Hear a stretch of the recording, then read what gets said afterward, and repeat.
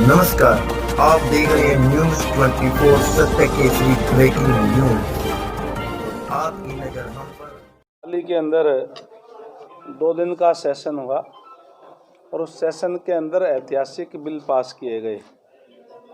विशेष रूप से पंचायती राज के अंदर जो सेकंड अमेंडमेंट हुआ है, जिसमें खासकर जो BCA के लोग हैं, उनकी बहुत पुरानी मांग थी जब से हरियाणा प्रदेश बना कि पंचायतों के अंदर BCA का रिजर्वेशन होना चाहिए, क्योंकि जो BCA के लोग हैं वो सारे हाथ से काम करने वाले लोग हैं।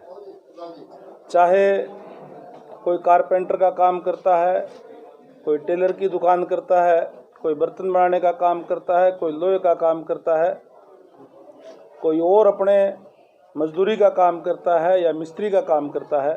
ये लोग ना ही तो संगठित हैं और ना ही फाइनेंशियल तौर पे कोई इतने मजबूत हैं कि अपने दम के ऊपर चुनाव लड़ करके ये बन सकें। इसलिए इनकी भागीदारी पंचायतों के चुनावों के अंदर एक तरह से ना के बराबर थी। इसीलिए इनकी डिमांड थी कि पंचायती राज के अंदर जो है रिजर्वेशन की जाए। पहली बार मंत्री हैं मनोहर लाल जी, उन्होंने इस बात पे संज्ञान लेते हुए, इन लोगों की समस्याओं को देखते हुए पंचायती राज के अंदर 8% रिजर्वेशन देने का काम किया है।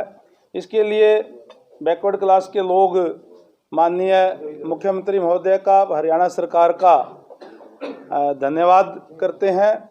और मैं आपको जब से ये किस तरीके से पास हुआ थोड़ा सा ये भी बता दूं, क्योंकि महिपाल ढांडा जी आ गए, इसलिए विशेष तौर से मैं बताना चाहूँगा कि विधायक दल की मीटिंग के अंदर जैसे ही हमने बात हुई पंचायत चुनावों की कि पंचायत चुनाव भी आ गए, तो मैंने जब बात रखी BCA के लिए कि पंचायतों के अंदर रिजर्वेशन इनका तो है नहीं, केवल SC की है और उनकी डिमांड बहुत पुरानी है, तो सबसे पहले महिपाल ढांडा जी ने खड़े होकर के समर्थन किया उस मीटिंग के अंदर।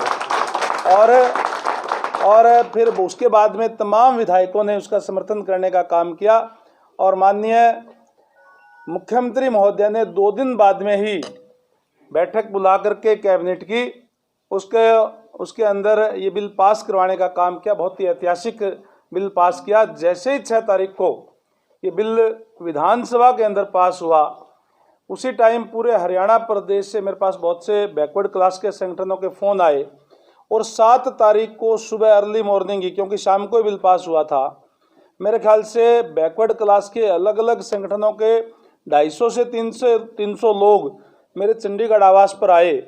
आपके यहाँ पानीपत से भी थे, कैथल से भी, कुरुक्षेत्र से भी और अम्बाड़ा से, कि उन्होंने कहा कि बहुत ऐतिहासिक फैसला मौजूदा सरकार ने किया है भारतीय जनता पार्टी के, हमें एक बड़ा सम्मेलन करके माननीय मुख्यमंत्री महोदय का इस बात के लिए आभार प्रकट करना चाहिए।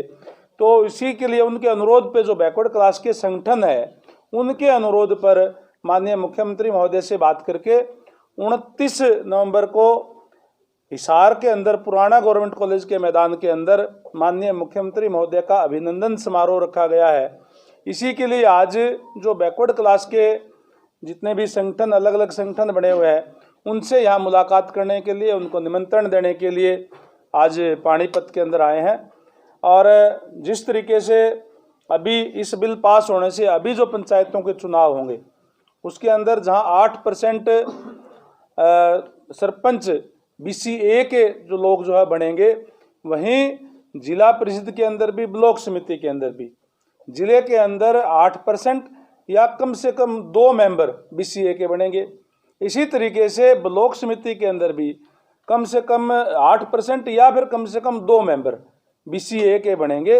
अगर मैं प्रदेश भर की बात करूं, हरियाणा प्रदेश की, तो 10 ऐसे ज़िले हैं जिसके अंदर केवल अगर 8% होता तो फिर एक मेंबर उनका बनता, क्योंकि मेंबर थोड़े हैं। उदाहरण के लिए पंचकुला है तो उसके अंदर केवल 10 मेंबर है जिला परिषद के, उसके अंदर कम से कम 2 बनेंगे तो आरक्षण उनका 20% हो गया।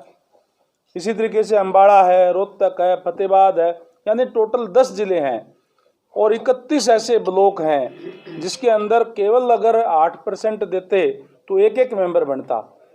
यानी कि जो ब्लॉक समिति और जिला परिषद के अंदर मेंबरों के अंदर ये आरक्षण 11.5 से 12% के करीब जो है ये BCA को मिला है। तो एक ऐतिहासिक फैसला मैं कहूँगा करने का काम किया है। आज बैकवर्ड क्लास के लोग इस बात को लेकर के बड़े उत्साहित है, बड़े उनके अपने आप को ओनर फील कर रहे हैं। इसीलिए उन्होंने निर्णय लिया कि हम एक बहुत बड़ी जनसभा करके माननीय मुख्यमंत्री महोदय का इस बात के लिए धन्यवाद करेंगे। जहां बैकवर्ड क्लास को रिजर्वेशन देने का काम किया है, वहीं इस चुनाव के अंदर पंचायती राज के अंदर बेटी बचाओ बेटी पढ़ाओ का नारा को साकार करते हुए, महिलाओं को सम्मान देते हुए 50% रिजर्वेशन महिलाओं के लिए करने का काम किया है। और इसके साथ जो इस सेशन के अंदर एक बिल और पास हुआ है कि हरियाणा के युवाओं को प्राइवेट सेक्टर के अंदर भी 75% की रिजर्वेशन की है रोजगार के अंदर। तो जो हमारे यहाँ जितनी फैक्ट्रियाँ हैं उसके अंदर 75% युवा हरियाणा प्रदेश से होगा। तो मैं कह सकता हूँ कि ये जो 2 दिन का सेशन था हरियाणा का, उसमें ऐतिहासिक निर्णय लेने का काम जो है मौजूदा सरकार ने करने का काम किया है। अब बताओ आप क्या करें।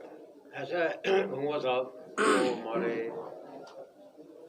ABC से जो मिट्टी से बर्तन बनाते हैं उनके लिए आगे पंजाने की जो जमीन थी वो पूरे हरियाणा में 6300 पंचायतें हैं और तकरीबन 1500 पंचायतों के पास ऐसा सहूलियत नहीं है। तो आपने ये प्रयास किया, सरकार के सहयोग से भी ऐसा हुआ कि पहली बार ये हुआ।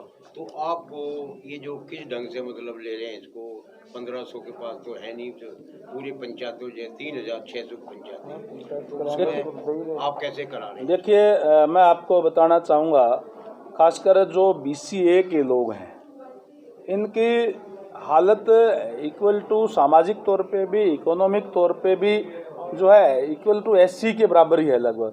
इसीलिए आज हमारा सौभाग्य है कि प्रदेश के जो हमारे मुखिया है आदरणीय मनोहर लाल जी और हमारी जो भारतीय जनता पार्टी की सरकार है, उनकी सोच ये है कि अंतिम व्यक्ति तक सरकारी सेवाओं का लाभ पहुंचे। केवल ज़मीन की बात नहीं है, और भी कई दिक्कतें हैं बैकवर्ड क्लास की, और हम तमाम चीज़ों को बैकवर्ड क्लास के जो लोग हैं उनसे चर्चा करने का मतलब यही होता है, जो दिक्कत और परेशानियाँ वो बात बताएंगे। अभी जो आपने जो बात की आवापजावी की ज़मीनों की, उसके लिए जो खासकर जो प्रजापति समाज के लोग हैं मेरे से मिले थे और मैंने बात माननीय मुख्यमंत्री महोदय के आगे रखी थी कुरुक्षेत्र के अंदर, और उन्होंने मेरी ड्यूटी लगाई थी क्योंकि अभी कोरोना काल आ गया था, बीच में मीटिंग हो नहीं पाई थी। अभी पीछे हमारी मीटिंग कुछ समाज के लोगों से भी और ACS सत्र के अधिकारियों से, जो पंचायत के हमारे जो ACS है सुधीर राजपाल जी और संजीव कौशल जी, उन दोनों से के साथ मीटिंग हो चुकी है, एक मीटिंग। और केवल 1500 नहीं बल्कि केवल 1/3 गांव ऐसे हैं जो रिकॉर्ड लेकर के आए थे जो हमारे अधिकारी, कि उनके पास तो ज़मीनें हैं, बाकी लोगों के पास नहीं है।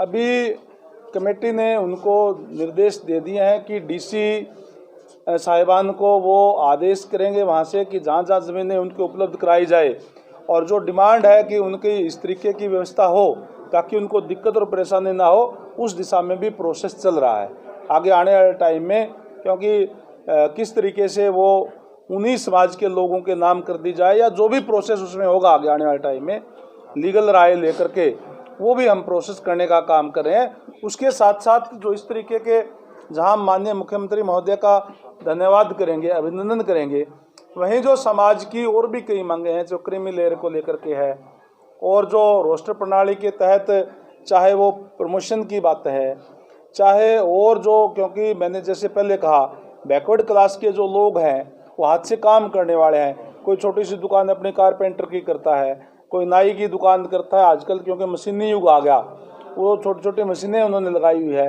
तो उनके भी कहीं न कहीं कोई रियायत दी जा सके। इन तमाम चीज़ों पर काम जो है चल रहा है। लोगों से बातचीत का माध्यम से चर्चा करके जो भी सुविधाएं इनकी हो सकेगी वो करवाने का हम काम करेंगे। जैसे आपने कहा था भाई रिपोर्ट 3 महीने में आपके आदेश के मुताबिक जी, तो वो 3 महीने मतलब कब तक पूरे होंगे? अभी कोई 20-25 दिन पहले मीटिंग हुई है, मैंने लोगों को बुला करके जो समाज के लोग थे उनको भी चंडीगढ़ मेरे ऑफिस में बुला करके बाकायदा से मीटिंग बुला करके उसके अंदर उनको आदेश किए हैं और अभी जल्दी आ जाएगा, 3 महीने के अंदर वो जवाब भी देंगे। जनवरी फरवरी तक का है पीरियड। हाँ बिल्कुल, उसके बाद में अगले और 3-4 महीने के अंदर अंदर जो उनको दिक्कत और परेशानियां है, क्योंकि लोग समय समय पर आकर के मेरे से मिलते हैं और मैंने उनको बात वो रख दी वहाँ पे, जो भी प्रोसेस लीगल तरीके से, ताकि उनको आगे कोई दिक्कत और परेशानी ना हो, इस तरह की बात करेंगे।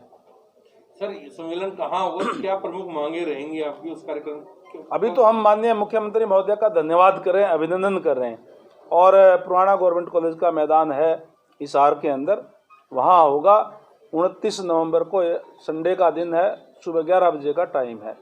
और जो भी क्योंकि पूरे प्रदेश के अंदर मुझे जाने का मौका पहले भी मिला है, अब भी मैं जा रहा हूँ, जो बातें हैं वो तमाम चीज़ें हम माननीय मुख्यमंत्री महोदय के सामने रखेंगे। कहाँ से मीटिंग करके सर आप आ रहे हैं, कितने लगते? अभी तक केवल यहाँ से करने के बाद में मुझे करनाल जाना है और उसके बाद में केवल यमुनानगर जिला एक और बचेगा, बाकी तमाम जिलों के अंदर मैं जाके आया हूँ। उसके बाद में हम हिसार के अंदर भी हमारी मीटिंग जो करेंगे। लगभग कितने लोग सर पहुँचेंगे हिसार में सम्मेलन में?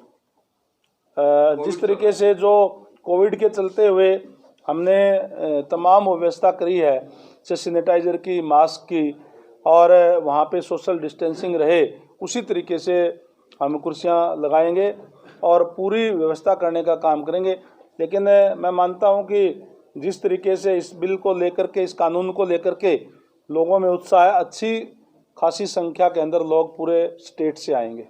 सर अभी निकाय चुनाव डिप्टी सीनियर डिप्टी मेयर चुने जाने हैं, तो बड़ौदा चुनाव हारने के बाद सरकार कहीं ना कहीं बैकफुट में, आप क्या समझते हैं कि आपकी पार्टी के डिप्टी सीनियर डिप्टी मेयर चुने जाएंगे? बड़ौदा चुनाव से कहीं भी बैकफुट पे सरकार नहीं है।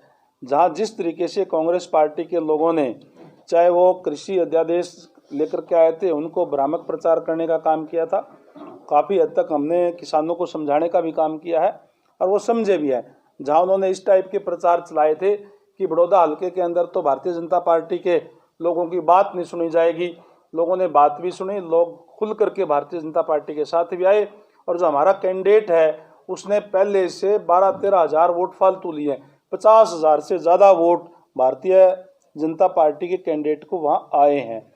और जहाँ तक बात डिप्टी सीनियर डिप्टी मेयर की और डिप्टी मेयर की है, तो वो एक प्रक्रिया है जो उसके तहत तो चुने जाएंगे।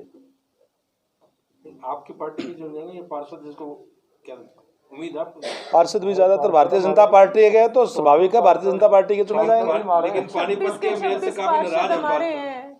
कोई भी नाराज नहीं है, केवल और केवल कांग्रेस के लोग इस टाइप का भ्रामक प्रचार करने का काम कर रहे हैं। वैसे गंगा साहब, ये जो वोट हैं जजपा के, वो कहते हैं भाजपा को, दोनों ने संयुक्त चुनाव लड़ा था, तो दोनों के प्रयासों से दोनों पार्टी के कार्यकर्ताओं ने जो वहाँ मेहनत की, उसी का परिणाम है कि 50,000 से ज्यादा हमारे वोट आए। ये सीट तो लगातार 3-4 चुनावों से कांग्रेस पार्टी के पास थी, आज उनके पास लेकिन कोई नई बात थोड़ी हुई है। लेकिन ठीक है कि हमारे वोट जरूर कम आए हैं उनसे, लेकिन 50,000 से भी ज्यादा वोट इस बार लिए और ज्यादा वोट बढ़े हैं। हम और हमारे कार्यकर्ता और ज्यादा लोगों के अंदर जाएंगे, लोगों को समझाएंगे और कांग्रेस के जो लोग हैं उनकी बात तो इस जो दो दिन का सेशन था उसमें बिल्कुल क्लियर भी होगी, उनकी तो स्पष्ट आ गई। क्योंकि जिस तरीके से उन्होंने जो 3 बिल केंद्र सरकार से आए हैं उनके बारे में प्रचार किया था, माननीय हमारे मुख्यमंत्री मनोहर लाल जी ने धन्यवाद प्रस्ताव लेकर के आए थे और हमने उनको ये कहा था कि आप इस पर खुल करके चर्चा करो, जो आपको क्या लगता है कि इसके अंदर किसान के खिलाफ है तो आप खुल करके बोलो, आपको हम पूरा टाइम देंगे, चाहे सारी रात हमें जो है ये सेशन चलाना पड़े, आपको पूरा मौका देंगे। लेकिन वो डिबेट कर ही नहीं पाए क्योंकि उनके पास बोलने के लिए कुछ था ही नहीं और वो वहाँ से वॉकआउट करके चले गए। तो वो तो उनकी तो जो है वो क्लियर हो गई बात कि इसमें कुछ था ही नहीं। ये जो बिल है ये किसान के हक में है। भारतीय जनता पार्टी का ये वायदा है कि हम आने वाले 2022 तक किसान की आय को दुगुना करेंगे, उसी की दिशा में एक कदम उठाने का काम किया है।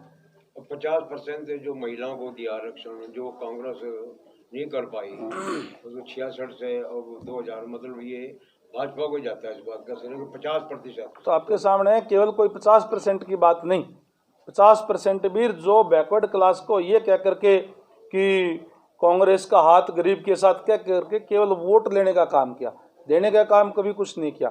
अभी अगर कोई राजनीति के अंदर आरक्षण देने की शुरुआत किया है तो भारतीय जनता पार्टी ने आदरणीय मनोहर लाल जी ने देने का काम किया है गरीब समाज को।